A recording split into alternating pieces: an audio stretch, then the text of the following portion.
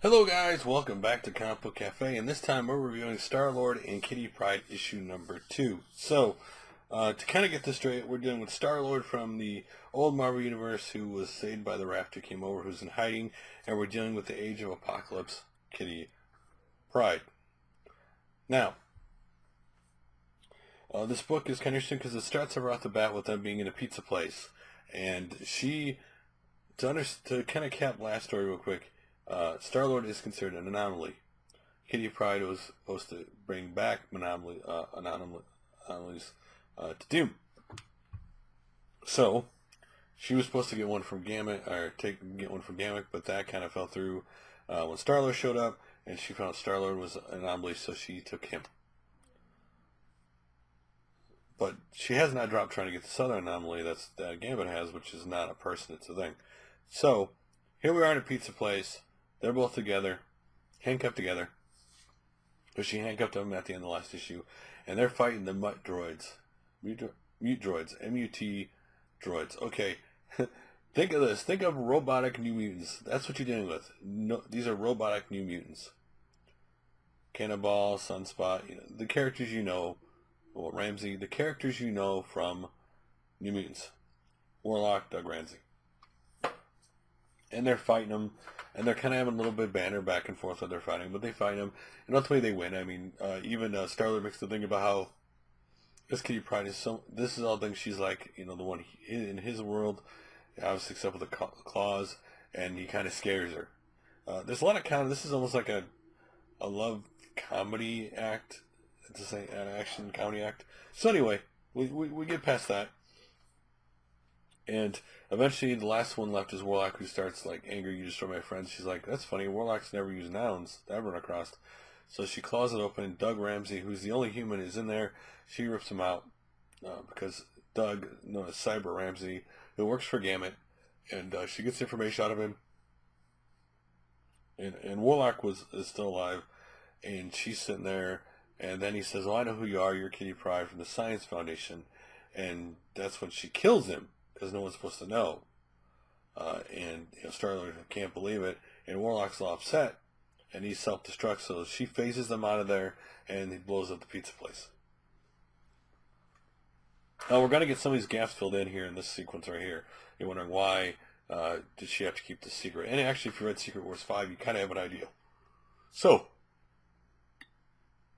they're by a fountain. He's sitting there. She's asleep. She wakes up. And he's like, "It must have took a lot out of you to do that phasing. You saved my life." And he's like, "Oh, by the way, I got myself unhandcuffed."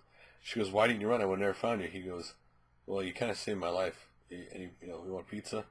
And she's like, "Well, you must really love your Kitty Pryde." And he goes, "Yeah, I did. She's the best thing ever in the world." He goes, "And I wasn't the loving type until I met her." And then it ends up becoming a fight because one says one bad remark to the other, and then she's like, "You're a terrible singer," and he's like, "Well, you're a terrible kisser." Anyway, she's like, "Just go. I'll say I never saw you," and he's like, "No, I'll help you retrieve it." But she also fills in a lot of blanks in between all this. She explains how she was an agent for Apocalypse, and she got caught. Doom's agents, and basically was given a choice: either be an agent, work for Doom, or he'll kill her family and her and her friends. And of course, she had no choice, so she does.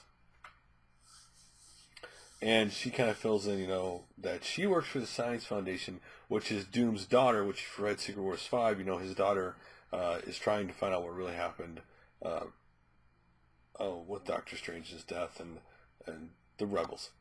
So she's clearly part of this, I guess. So she's supposed to go find anomalies, take it to Doom's daughter, but Doom is not supposed to find out. So that's why, she didn't call. Like you said, why didn't you just call the Doom police, Thors? Because the Thors can't find out. And so they go break into Gambit's museum. They look like they're going to almost kiss again when they fall on each other to break in there. And then she looks up. She thinks she sees the case where it is. Jumps up, and it's actually not. It's a decoy, and it's the alternative to her. It's the anti-her. So she can't phase out. so they're trapped. And then, of course, Gambit shows up. What'll Valerie Von Doom think when she finds out you're being by decoy? And he's like, I can't wait to add one more thing to my collection, and it's Kitty. So that's how this ends. Again, this issue is a lot of fun. You'd have probably lightly more fun if you read the last issue because you really know what's going on. It fills in a little bit of the blanks, like with why they after Gambit and stuff. But this was overall a real fun issue. I really like the writing of Sam Humphries in this. This is almost like a comedy action couple movie is what you'd call this book. A lot of fun in it. I also like the art by, was it Alti Firms Amanzia? Probably saying it completely wrong. I probably butchered his name. I apologize. But a really good book. And again, this makes you wonder if when the Marvel Universe come back, is she going to be the Kitty Pryde or is the old Kitty Pryde going to come back? Right? Or are they going to have both and have a love triangle? But anyway, she's clearly like the girl, like the Kitty he knows, except the claws and stuff. And you keep getting the hint that she kind of likes him, but she doesn't want to admit it. But again, now he knows what she's doing, and now he's trying to help her, so now we'll see what happens. We'll see how they get out of this, so they still got to track down who not only Gambit has. But again, it's funny to see the Mut droids, New Mutant robots, like, form with them fighting them and stuff.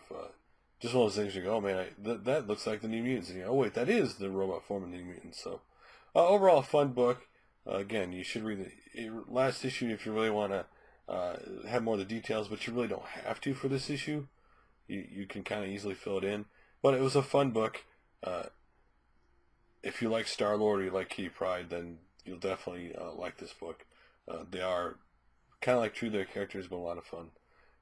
Kind of like the couple who doesn't like each other, but they like each other kind of thing. Anyway, what do you guys think of Star-Lord and Kitty Pryde 2? Did you like this issue? Have you liked how the first two issues of this have gone so far?